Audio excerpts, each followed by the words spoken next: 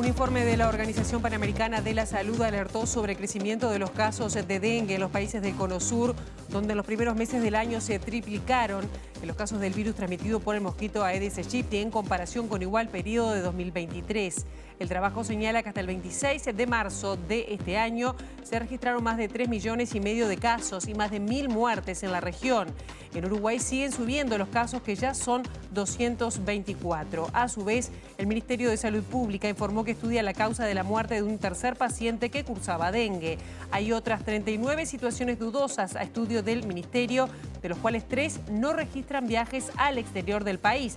Todo esto según el último reporte del Departamento de Vigilancia en Salud. A nivel nacional, son 31 las personas internadas y una de ellas permanece en el CTI.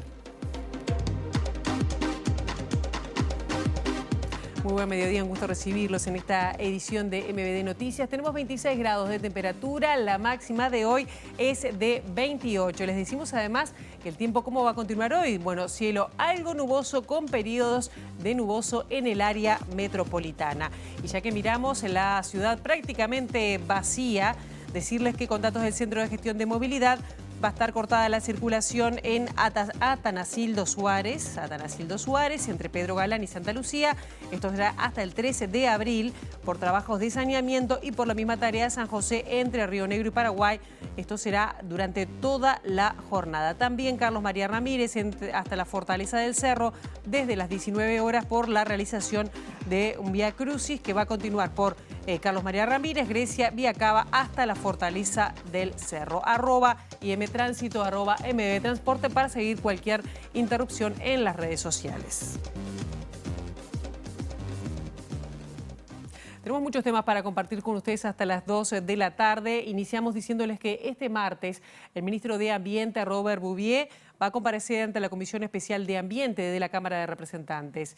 El diputado blanco Eduardo Guadalupe, que preside esta comisión, aseguró que el ministerio debería tener más presupuesto y expresó preocupación por recientes accidentes que causaron contaminación.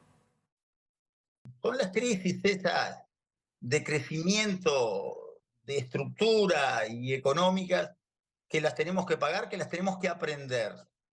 Son graves. Los daños ambientales, el del derrame de UPM, por ejemplo, del año pasado. Tenemos el Ministerio de Ambiente, gracias a Dios, funcionando con poco presupuesto. Eso, la rendición de cuentas del próximo gobierno, necesariamente para el crecimiento del país, para valorizar nuestras materias primas, nuestras materias industrializadas, lo vamos a tener que dotar de un presupuesto acorde para que el ambiente juegue en el precio de nuestras mercaderías. Consultado acerca de por qué la rendición de cuentas votada el año pasado no otorgó los recursos al ministerio para priorizar los controles, el diputado señaló: Y porque no, estamos en pleno aprendizaje de controlar el ambiente. Y el ministerio, con pocos recursos, ha hecho mucho. Y esta semana sigue siendo noticia las personas que se encuentran fuera de sus hogares, aunque una información es que se mantiene estable el número de personas desplazadas, que se está ubicando en estos momentos en 5.386, la mayoría de ellas en el departamento de Durazno, donde son 2.833, en Canelones 2.526 y quedan 23 en Florida y 4 en San José que aún no pudieron retornar a sus casas. En Durazno el río Xi continúa bajando y el Comité Departamental de Emergencias mantiene reuniones de coordinación para el retorno de las personas desplazadas a sus hogares. En este sentido, recuerda a la población que el retorno se realizará en horas del día, no durante la noche. Decirles que además se mantienen 6 cortes de ruta en distintas rutas nacionales: la 14, la 11 a la altura del kilómetro 82, la 42 en el kilómetro 41, la 91 en el arranque en el kilómetro 0 y la 15 en el 142. El Instituto Nacional de Cooperativismo, INACOP, va a implementar una línea de crédito sin intereses para cooperativas que hayan sido afectadas por las inundaciones. Podrán acceder cooperativas de vivienda, cooperativas agrarias, de trabajo u otro tipo de modalidades de emprendimientos cooperativos. Sabemos que hay cooperativas, sobre todo en el centro y sur del país, que sufrieron mucho las inundaciones y que necesitan hacer reparaciones, necesitan hacer nuevas obras, y para eso van a tener el apoyo del instituto brindando un crédito con tasa cero, sin intereses, a 24 meses, y tampoco tiene un límite porque queremos realmente atender las necesidades que haya de todas las cooperativas que se vieron afectadas por las inundaciones, en este caso que básicamente se dieron en el centro y sur del país. Cooperativas de distintos tipos, digamos. Sí, seguramente quienes necesiten más son las cooperativas de vivienda, sobre todo aquellas que están en zonas que se vieron muy afectadas por las inundaciones, pero también hay cooperativas, nos consta, pequeñas cooperativas agropecuarias que producen alimentos de granja, que también se vieron con dificultades por estas inclemencias del tiempo, y no hay una única modalidad que sea beneficiaria, sino todas aquellas que se hayan visto afectadas por las inundaciones van a poder acceder a esta línea de crédito. Y seguimos el tema porque el próximo lunes el intendente de Canelones, Marcelo Metediera, se va a reunir con el presidente de la República, Luis Lacalle Pou, para abordar la problemática de las inundaciones en el departamento tras la crecida del río Santa Lucía. Además, se abordarán otros temas de seguridad para mejorar la articulación entre la comuna y el Ministerio del Interior, y también conversarán sobre la llegada de inversiones inmobiliarias y su impacto ambiental. Mi intención es hablar temas ambientales, los temas de seguridad, poner a disposición.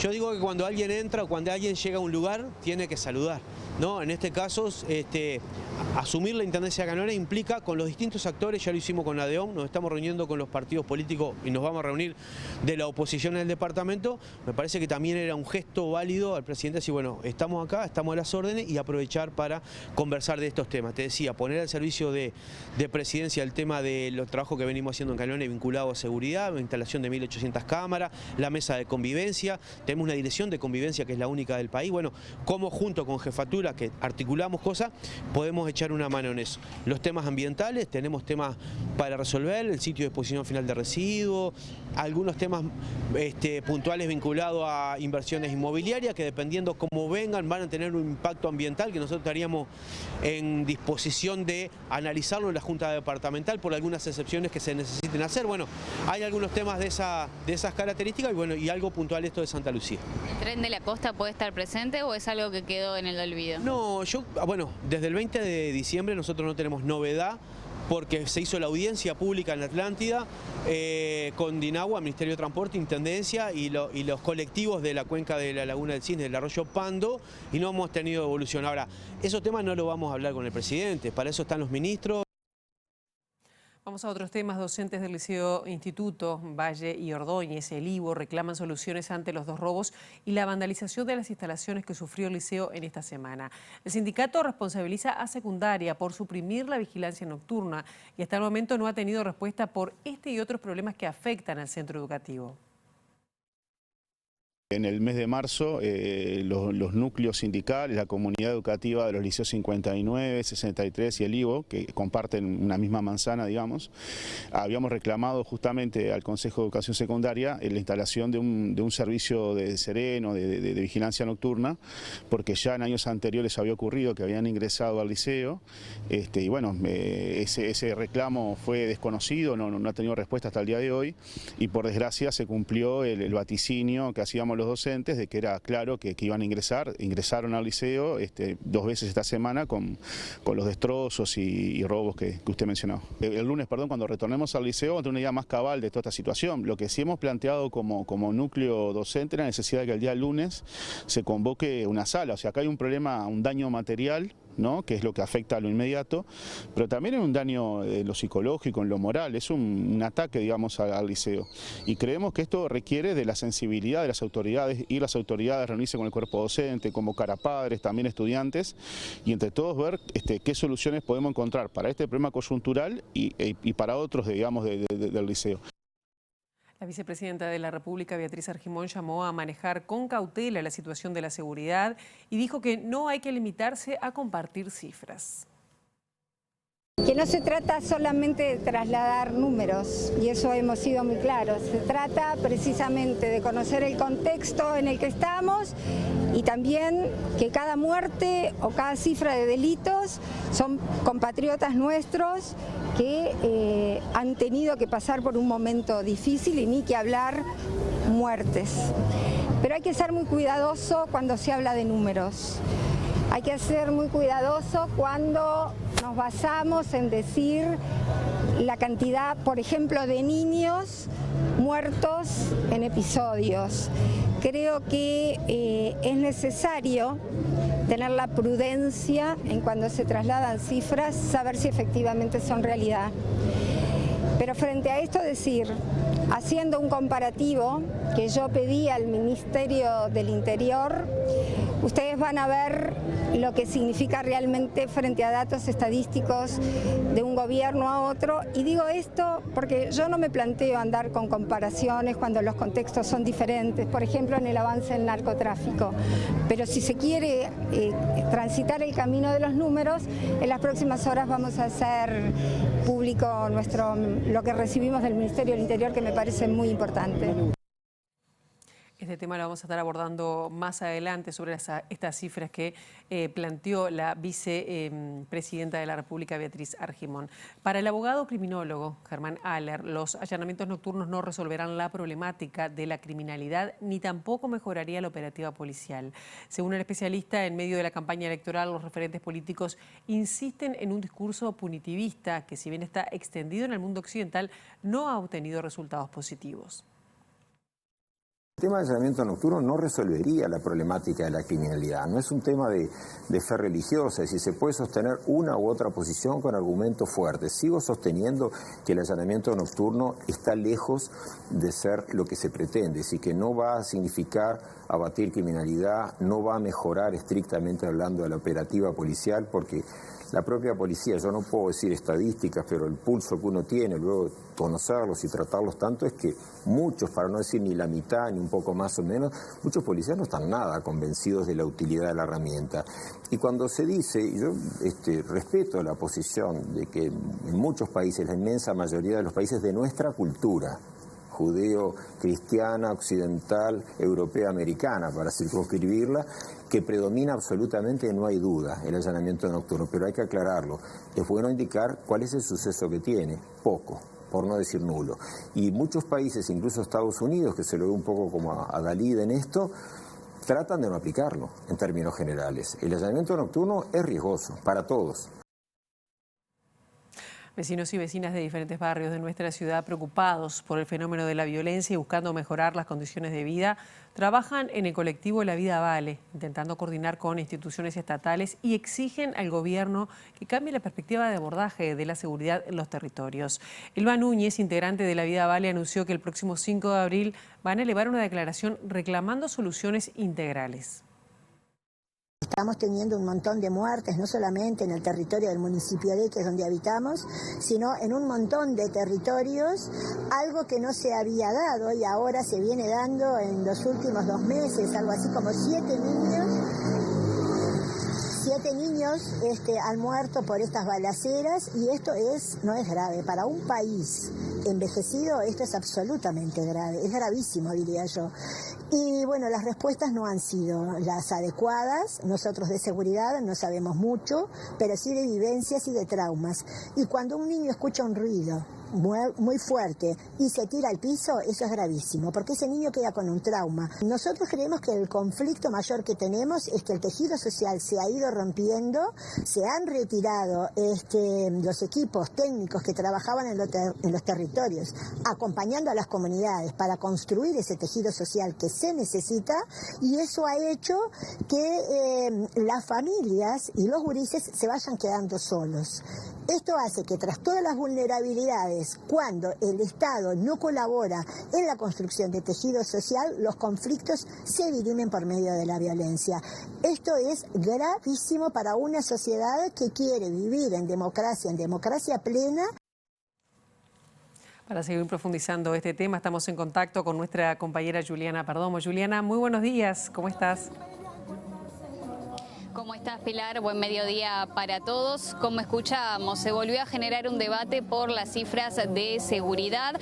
Allí escuchábamos la palabra de la vicepresidenta Beatriz Argimón, que en el día de ayer hizo un posteo en sus redes sociales haciendo un comparativo de las cifras de delitos desde el año 2023, desde el año 2013 al 2023, debí decir, respondiendo así las críticas del Frente Amplio y también las críticas del precandidato del Frente Amplio, Yamandu Orsi, que se refirió días atrás a los niños baleados durante el 2024. Y a propósito del tema, este mediodía Orsi visitó las criollas del Prado y dijo que el debate en materia de seguridad no se debe dar en torno a las cifras, sino que es un tema que se debe discutir con mucho cuidado y con mucha seriedad, porque la solución no la tiene un solo partido político. Yo dije datos que son constatables. Cada 15 días entra un niño baleado al Pereira Rosell. No dije otra cosa. Lo otro que dije, que creo que van 8 heridos de bala, niños. No hablé de homicidio, no hablé de muertos. Y qué fea cosa que nos pongamos a discutir si 3 niños muertos o baleados es mucho más que 1, que 2 o que 5. No es esa la línea por la que tenemos que entrar a discutir. Yo respeto mucho a Beatriz y sé que se preocupa por estas cosas. Lo que no podemos hacer es que la campaña entre en una competencia a ver quién le invoca más las cifras. El dato es incontrastable. Cada 15 días entra al Pereira Rosell un niño herido de bala. Si es más, si es menos, yo nunca lo dije. Lo que decir que se resolvió el tema de la seguridad o que se está muy bien encaminado, me parece que es demasiado. Pero también habla de la necesidad que tenemos de tocar estos temas con mucho cuidado y mucha seriedad. ¿Pero le molestó su actitud que haya pedido las cifras y después las haya divulgado en sus redes sociales? No entendí, ¿cómo? Que si le molestó la actitud de Argimón que haya pedido las cifras al Ministerio del Interior. Para nada, no, eso no nos debe molestar. Simplemente creo que nos puede hacer reflexionar que un niño o que uno cada 15 días o los que sean, porque además se habló del año 23, yo lo que puse son cifras del año 24, ojalá esto se revierta y nos siga así y ojalá le vaya muy bien, porque nos va bien a todos. Bueno, y siguiendo el tema de seguridad, habló el senador y exministro de Defensa Javier García, dijo que el Frente Amplio tiene un desconocimiento total en materia de seguridad y también se refirió y criticó la propuesta de sacar a los presos de la cárcel. Dijo que este camino ya se transitó por parte de la coalición de izquierda y que hubo un fracaso. La verdad que uno no tiene muy claro las ideas del Frente Amplio. Le hablo de una. En estas horas ha publicado que está de acuerdo con el término es difícil, desprisionalización, es decir, sacar de la prisión en materia de seguridad. Y yo pregunto, ¿nuevamente vamos a recurrir? ¿El Frente Amplio está proponiendo recorrer el camino de hace 10 años atrás de liberar presos? ¿Esa es la solución para la seguridad? ¿Volver en el camino de que las víctimas en verdad son los delincuentes y no la población? Ese es el camino de antes, el que fue un fracaso del Frente Amplio. Pero lo escribieron, lo publicaron, tienen que decir, y yo en ese sentido creo que tanto el intendente Orsi como el intendente Cosi, los candidatos del Frente Amplio, tienen que decir bien claro cuáles son los crímenes y los delitos que piensan que no vayan a prisión y cuáles son los delincuentes que están en prisión por esos delitos que van a quedar libres. Pilar, nosotros vamos a volver en minutos porque va a comenzar una jornada de bienestar animal que va a llevar adelante la Intendencia de Montevideo, porque recordemos que hoy no hay criollas, no hay jineteadas en esta criolla del Prado, así que venimos con el detalle de los talleres que se van a estar realizando. Bien, volveremos contigo entonces cuando nos convoques, Juliana, y bueno, linda jornada para estar allí paseando en la criolla del Prado. Vamos a seguir con otros temas y también vinculados con cifras, porque la precandidata del Frente Amplio, Carolina Cose, aseguró que su preocupación acerca de la pobreza infantil se basa en cifras oficiales. Así le respondió al diputado nacionalista Martín Lema, quien recientemente le adjudicó intencionalidad política a sus dichos sobre este asunto. Por supuesto que hay intencionalidad política, porque la política tiene que tener una intención con temas tan graves, por supuesto. Yo lo que hice fue expresar datos oficiales. Los datos que yo manejé que son verdaderamente duros, están expresados en la encuesta continua de hogares, están expresados en el estudio sobre inseguridad alimentaria que hacen en conjunto el MIDES, el Ministerio de Salud Pública y el INDA, están expresados en los datos que publica el Ministerio del Interior y en el CLAE. O sea, lo que manejé fueron datos objetivos y conocidos, y sí, por supuesto que los manejé de forma de presentarle a la población mi preocupación. La infancia está expuesta a la pobreza, la primera infancia, a la pobreza, a la violencia, al abandono. ¿Cree que los pedidos de informes que realizó a la Intendencia es porque inició su campaña como intendente? Pregúnteselo a él. Para el sacerdote católico Pablo Bonavía, el tejido social que sostenía a los más débiles en Uruguay se está rompiendo y es impostergable el reclamo de vecinos que piden su reconstrucción. El teólogo señaló que en Viernes Santo, donde los católicos reviven la muerte de Jesús, se expresa el conflicto entre la deshumanización y la defensa de privilegios frente a la ternura subversiva, como él lo llama, que pone en primer lugar a los últimos. Era inaguantable Jesús, sigue siéndolo, aún para nosotros los que nos decimos cristianos. Mucho de lo que la gente rechaza de la iglesia es lo que Jesús rechazaba del Dios que terminó matándolo. El Dios del lejano, autoritario, legalista. Entonces, detrás de mucha gente que se ha ido, yo creo que muchas veces hay el rechazo de una cultura autoritaria que se nos ha ido metiendo y que poco tiene que ver con el Dios por el cual Jesús murió. Bonavía sostuvo que es urgente recomponer la ternura social, ese trabajo de poner en primer lugar a quienes más lo precisan a nivel individual como colectivo. Yo creo que es muy revelador que el tejido social que en el Uruguay durante mucho tiempo fue el que sostuvo a los más débiles, en muchos casos se está rompiendo, y ante la muerte incluso de niños en situaciones de violencia extrema, el reclamo por reconstruir ese tejido es impostergable. Ahora hacemos una pausa. A la vuelta de la misma vamos a estar hablando de las nuevas cifras de dengue y también una mirada regional sobre el tema, entre otros temas. Pasen, enseguida venimos.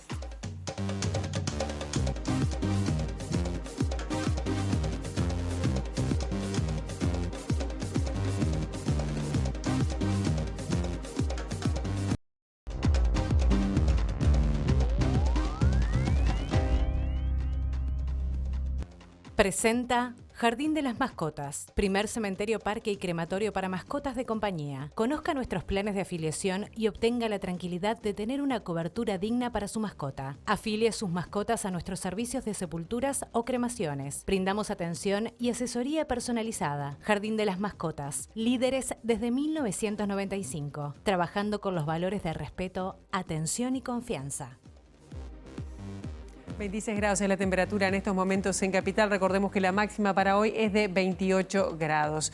Vamos a comenzar con otras noticias. Siguen subiendo los casos de dengue en nuestro país y ya suman 224 casos registrados a nivel nacional.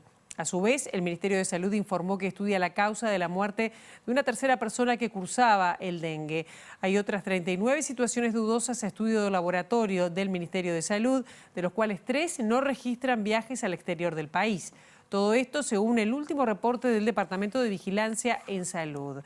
A nivel del territorio nacional son 31 las personas internadas y una de ellas permanece en centro de tratamiento intensivo. Las autoridades recomiendan consultar ante cuadros de fiebre acompañada de dolores musculares, insisten en el uso de repelente, ropa que cubra el cuerpo y dar vuelta a los recipientes que estén al aire libre. La Organización Panamericana de la Salud, a través de un informe, alertó que en los países de las Américas, en lo que va de 2024, se triplicaron los casos de dengue con respecto al mismo periodo de 2023.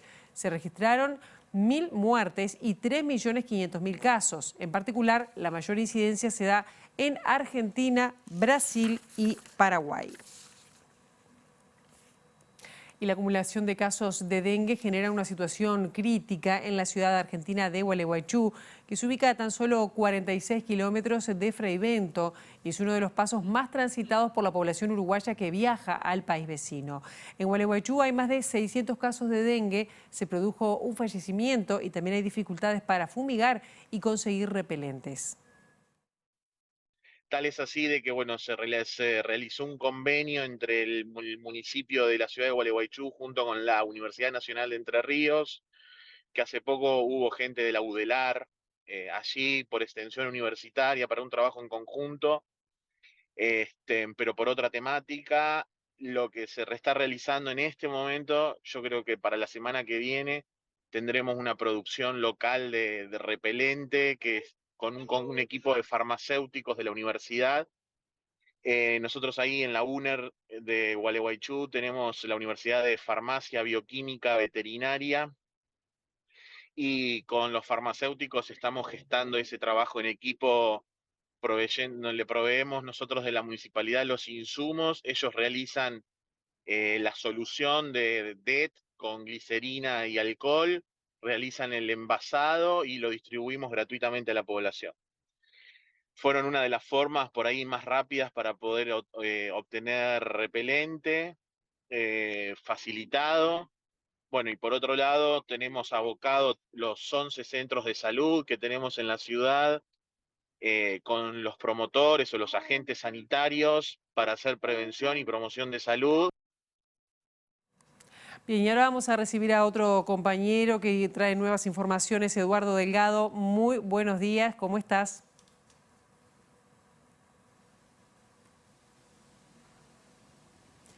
Bien, no sé si podemos tener el contacto con Eduardo, bueno, y si no, volvemos en cualquier momento con él, que tiene temas de salud para compartir. Pero, no sé, Eduardo, ¿estamos? Bueno, no nos está escuchando, me parece. Bueno, seguimos con otros temas mientras logramos el contacto con él. El diputado del Partido Colorado, Conrado Rodríguez, se manifestó contrario al proyecto de ley de paridad política que se encuentra a estudio de la Comisión del Senado. Entendemos de que los uruguayos tienen que ser divididos o diferenciados en sus talentos y virtudes, como dice la Constitución, como dice su artículo 8º. Esto de establecer una cuotificación y en este caso una paridad va en contra también de lo que es la libertad del elector. O sea, el elector quiere elegir a alguien de determinado género o sexo para ocupar determinada posición. Bueno, al final ese voto no termina siendo el que termina quedando porque por una ley establece de que no es esa persona, sino tiene que ser otra. Entonces de alguna manera se desvirtúa lo que es la soberanía y la voluntad del propio elector. Actualmente Uruguay ocupa el puesto número 96 en el ranking global del índice de la Unión Interparlamentaria en cuanto a democracia paritaria. Las mujeres son el 52% de la población y ocupan el 25,3% de las bancas. Creo que ya avanzar hacia una paridad completa puede generar algunas problemáticas que creo que no son positivas, ¿no? Sobre todo que se está influenciando a que la gente no pueda decidir cuando quiere decidir, ¿no? Y eso me parece que es una barra que nosotros tenemos que cuidar. Bien, y ahora sí vamos a intentar nuevamente el contacto con nuestro compañero Eduardo Delgado. Eduardo, buen mediodía, ¿me escuchás?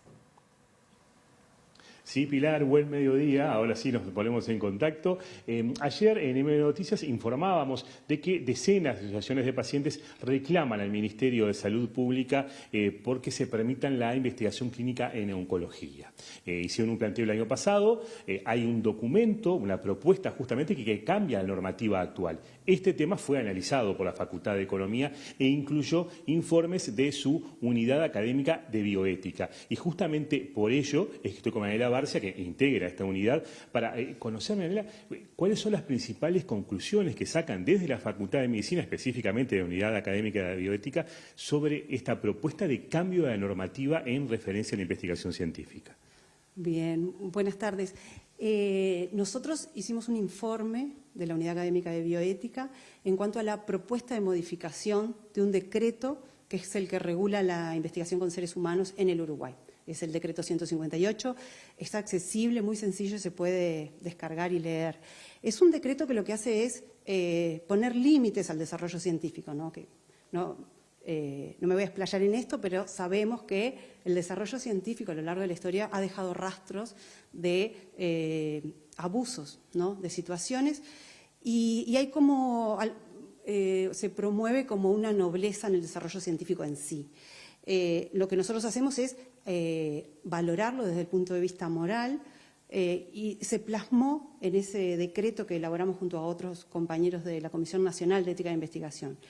La propuesta que surge ahora de forma anónima es en cuanto a la modificación de ese decreto y tiene varios puntos que son complicados.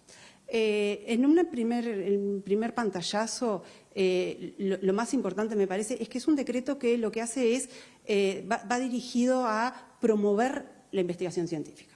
Así empieza, cuando en realidad los decretos que regulan las investigaciones van más bien dirigidos a la defensa de los derechos humanos de las personas que van a participar en esas investigaciones. Y ese es el primer punto que nosotros en nuestro informe aclaramos. Por supuesto que gracias al desarrollo científico tenemos muchísimos, ha mejorado nuestra calidad de vida, nuestra esperanza de vida, se han controlado y erradicado incluso enfermedades, eso ni que hablar, y que se promueva la investigación de esa forma que lo reclaman las asociaciones de pacientes, creo que lo podemos reclamar todos, y con un tema presupuestal se podría mejorar mucho las condiciones en las que se desarrollan las investigaciones. Pero en sí no está prohibido el desarrollo científico o la implementación de ensayos clínicos, sino que lo que está es regulado, como cualquier práctica humana, ¿no? En esa regulación hay determinados valores que protegemos quienes trabajamos en la ética de la investigación, y esos valores lo que hacen es poner límite a la investigación. No se le puede pagar a una persona para que participe, porque probablemente existan rasgos de su forma de vida, de sus características que se vean afectados en cuanto a su vulnerabilidad y que sea más importante el reintegro económico que la participación en sí, y no se ponga a ver si coincide con sus valores o no. Entonces, hay estándares mínimos éticos que nosotros proponemos no modificar, ¿no? ¿Y esta propuesta cambia esos estándares según lo que ustedes piensan? Claro, los mueve para otro lugar. Por eso yo creo que es una propuesta ético-política distinta a la que existe hoy en día, ¿no? Habilita de alguna forma el estímulo, la remuneración para que las personas participen en las investigaciones, promueve o propone las investigaciones tácitas de los protocolos, lo cual por supuesto que uno tendría que pensar que si algo no sé, porque lo que hace un comité de ética, que son los organismos que evalúan éticamente los protocolos, lo que hace un comité de ética es valorar si cumple con esos estándares, que no los inventamos nosotros, ¿no? Son estándares internacionales. En esta propuesta, si un comité de ética tiene alguna dificultad en la evaluación, le toma más tiempo del estipulado, plantea una aprobación tácita. Eso quiere decir que se ejecutaría ese proyecto. Si no tenemos la certeza de que cumpla con esos estándares mínimos que valora un comité de ética, es muy peligroso proponer una investigación. La investigación va a pasar por dos niveles de estándares. Uno, que son los universales, que tiene que ver con los derechos humanos, que los evalúa un comité de ética. Así está regulado en nuestro país. Y el otro nivel es el nivel individual en el que cada persona va a decidir libremente, y pongo énfasis en esto de libremente porque cualquier oferta extra o por fuera podría interferir en esta libertad, ¿no? Cada persona va a evaluar individualmente si quiere o no participar de una investigación. Marcia, y algo que me sorprendió del informe, esta propuesta saca a Laudelar de la Comisión Nacional de Investigación de Ética, ¿no? Siendo que, si no me equivoco, la universidad es donde hay más investigación en el país. Claro. Sí, mueve el foco y pone a otras personas en escena para evaluar estos protocolos. Nosotros tenemos una Comisión Nacional de Ética de Investigación que integré junto a otros compañeros de trabajo hasta el 2022, y que luego renovó sus miembros, pero la universidad siempre ha tenido 2 integrantes titulares y 2 integrantes suplentes en esta Comisión Nacional de Ética de Investigación, que es donde se evalúan los ensayos clínicos. Cada institución que realiza investigación tiene su propio comité de ética conformado de la manera más diversa posible, y eso es lo que estimulamos. Pero hay investigaciones que por su complejidad además de esa evaluación, requieren de la Comisión Nacional de Ética de Investigación.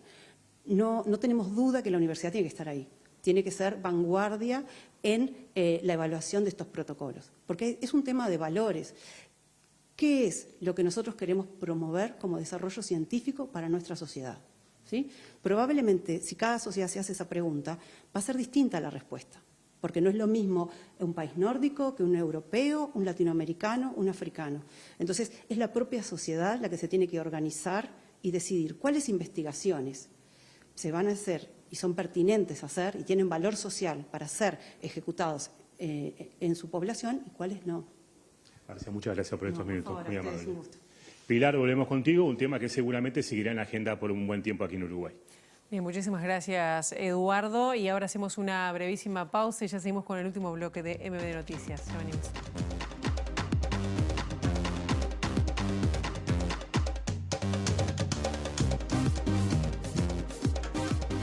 Presentó Jardín de las Mascotas, primer cementerio, parque y crematorio para mascotas de compañía. Conozca nuestros planes de afiliación y obtenga la tranquilidad de tener una cobertura digna para su mascota. Afilie sus mascotas a nuestros servicios de sepulturas o cremaciones. Brindamos atención y asesoría personalizada. Jardín de las Mascotas, líderes desde 1995, trabajando con los valores de respeto, atención y confianza.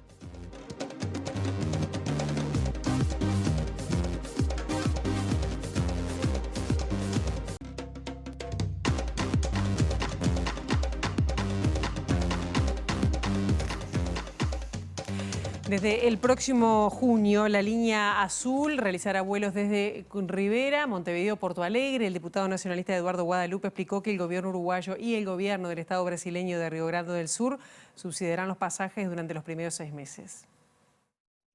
Tanto en lo turístico como en lo comercial, nos va a dar un dinamismo muy importante. Ni te hablo de algún tráfico, del tráfico comercial aéreo, de alguna mercadería que vendría de destino directo al aeropuerto de Rivera.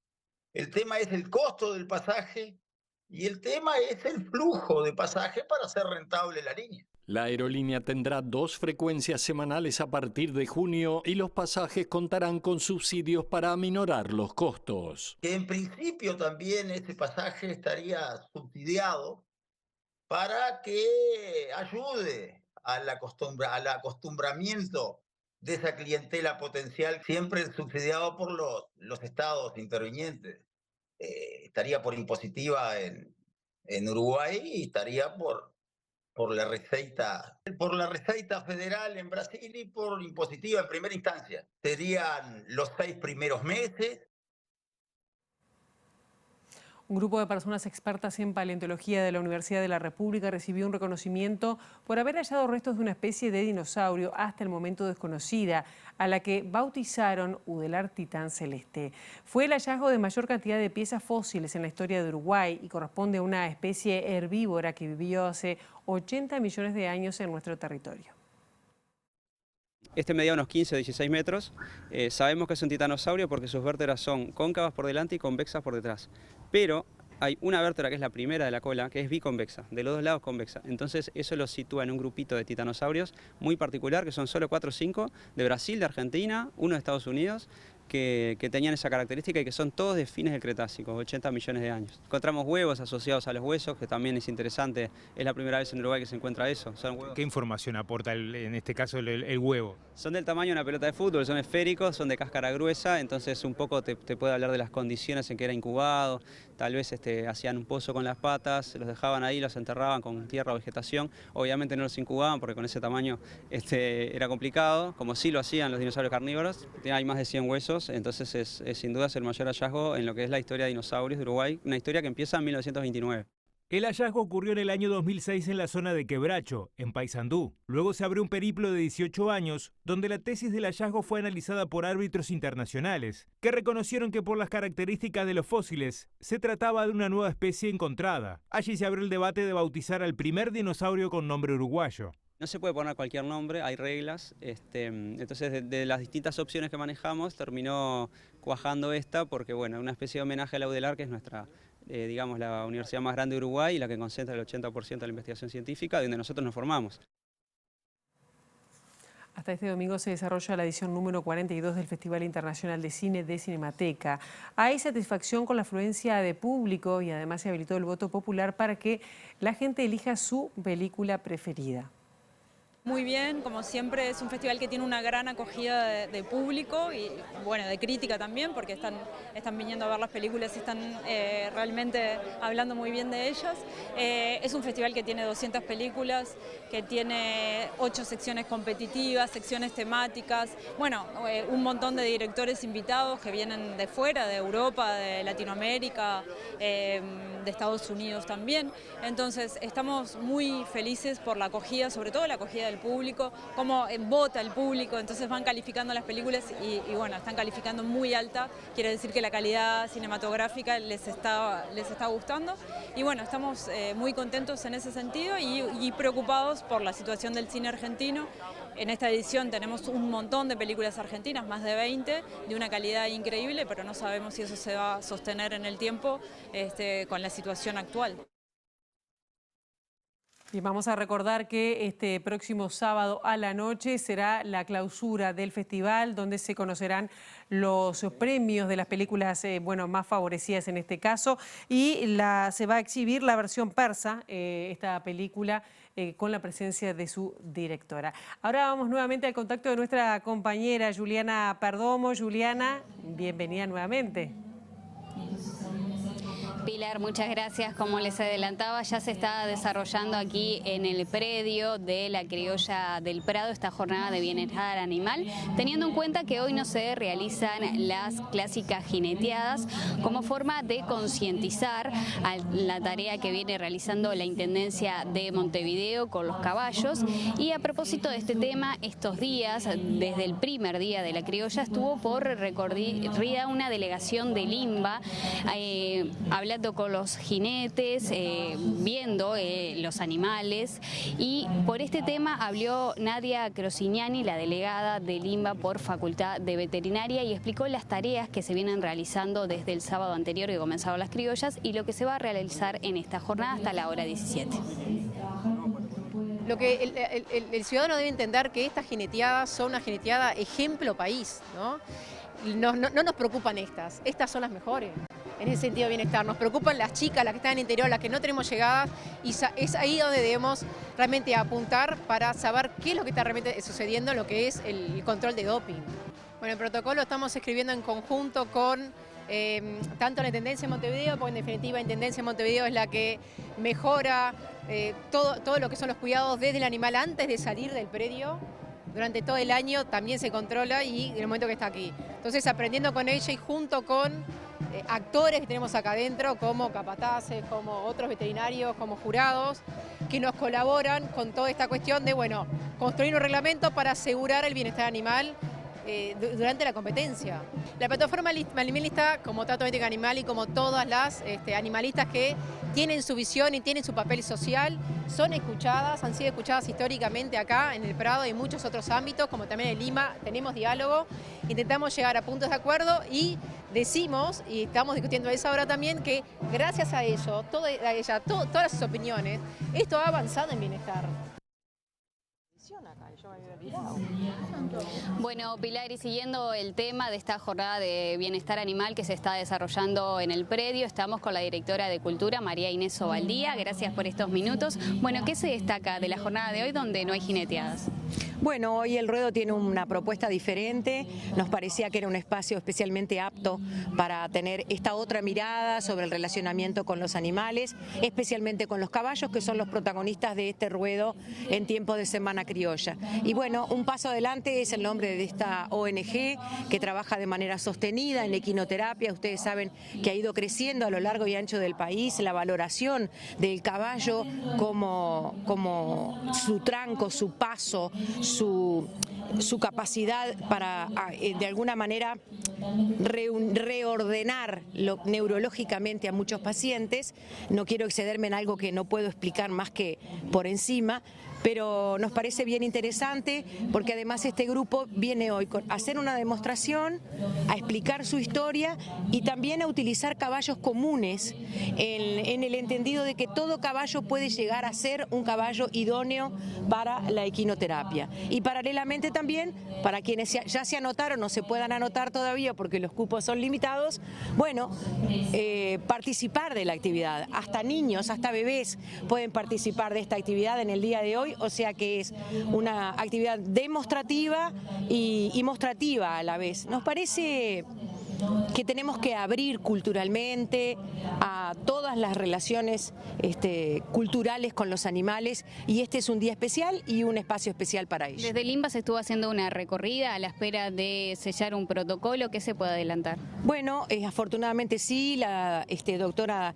representante de la Facultad de Veterinaria en el INBA nos adelantó que el protocolo que tenemos nosotros de relacionamiento con los equinos es el modelo que se toma para todas las criollas de todo el país. El INBA está elaborando un modelo a nivel nacional y afortunadamente el nuestro pasó a ser considerado el modelo, por lo tanto lo trajo ayer también, antes de ayer, perdón, para que la gente que trabaja acá le haga alguna corrección si es que es necesario, pero en principio estamos, bueno, muy satisfechos. Esto siempre es una actividad que tiene riesgo, pero minimizar riesgos es nuestra tarea. ¿Qué le dice la plataforma animalista? ¿Está juntando firmas para que se prohíban? Está dentro de su derecho y corresponde. No le digo nada. ¿Han tenido conversaciones estos días con ellos? Ellos fueron invitados a participar del observatorio. Nosotros tenemos un régimen del observatorio que este año, en el que ellos no han participado porque quieren dar un paso más que observar.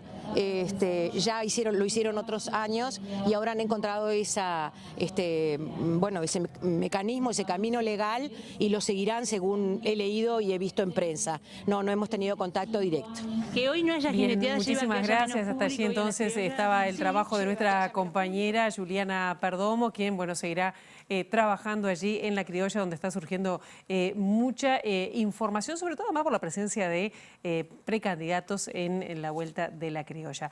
Hoy es el día de clásico que se juega, como ustedes sabrán, allí en el Estadio Campeón del Siglo y desde este mediodía se está intensificando el operativo de seguridad para este clásico que van a disputar Peñarol y Nacional y Peñarol desde las 4 de la tarde. La tarea policial comenzó el miércoles con la realización de patrullajes en zonas de relevancia. Bueno, vamos a ver después, comentaremos cómo saldrá este partido. Nosotros hasta aquí llegamos con esta edición. La actualización será en el informativo central a las 18:55 y nosotros volvemos el lunes bien tempranito con las primeras noticias el próximo lunes a las 8. Antes, el domingo a las 19 con nuestro compañero José María Caraballo. Pasen ustedes muy bien, buen fin de semana.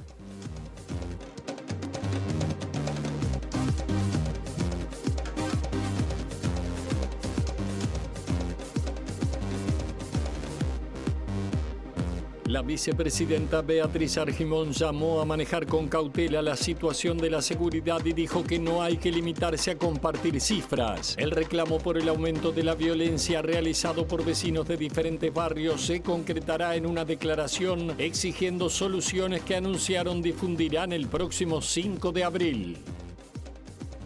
El próximo martes el ministro de Ambiente Robert Bouvier comparecerá ante la Comisión Especial de Ambiente de la Cámara de Representantes. El diputado nacionalista Eduardo Guadalupe, que preside esa comisión, aseguró que el ministerio debería tener más presupuesto y expresó preocupación por recientes accidentes que causaron contaminación. El diputado del Partido Colorado, Conrado Rodríguez, se manifestó contrario al proyecto de ley de paridad política a estudio del Parlamento y afirmó que no ha sido tratado en la interna de su partido.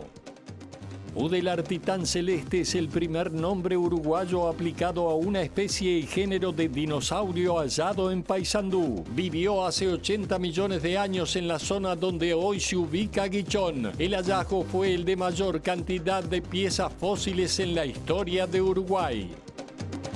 Al menos 42 personas, en su mayoría soldados sirios y 6 militantes de Hezbollah, murieron este viernes por ataques israelíes cerca de Alepo, en el norte de Siria, al tiempo que Israel afirmó en las últimas horas que mató al subcomandante de la unidad de cohetes y misiles de Hezbollah durante una embestida aérea en el Líbano.